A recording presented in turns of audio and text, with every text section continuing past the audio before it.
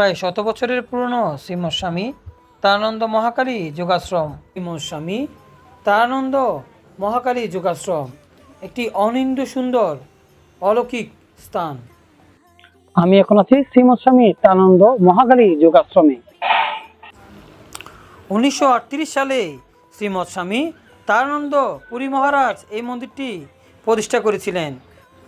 মন্দিরের বর্তমান স্থানটি একসময় ছিল জঙ্গলে চারিদিকে পরিপূর্ণ। এই জঙ্গলকে পরিষ্কার করে শ্রীমৎ স্বামী তারানন্দ মহারাজ এই মন্দিরটি প্রতিষ্ঠা করেছিলেন। এই যোগাশ্রমে ভগবান শ্রীরাম, ভগবান শ্রীকৃষ্ণ, কালী এবং মহাদেবের মন্দির রয়েছে। এছাড়াও এই যোগাশ্রমে সাধুনিবাস সহ গোশালাও রয়েছে। বলা হয়ে থাকে 1971 সালে স্বাধীনতার যুদ্ধে এই মন্দিরের আশেপাশে অনেক মানুষকে হত্যা করা হয়েছিল।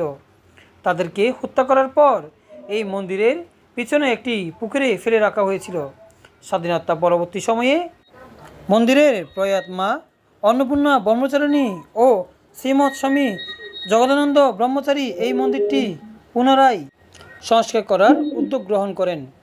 এরপর থেকেই মন্দিরটি আবার চালু হয় তার আপন মহিমায়।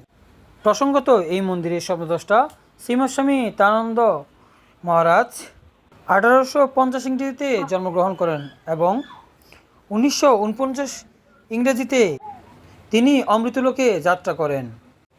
তার অবর্তমানে শ্রীমৎ স্বামী জগদানন্দ ব্রহ্মচারী ও প্রয়াত মা অন্নপূর্ণা ব্রহ্মচারিণী এই মন্দিরের দায়িত্ব গ্রহণ করেছিলেন।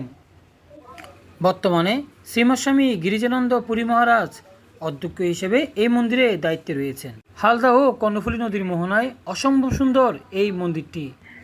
এই মন্দিরটি আধ্যাত্মিক এক ভাবনার কেন্দ্র।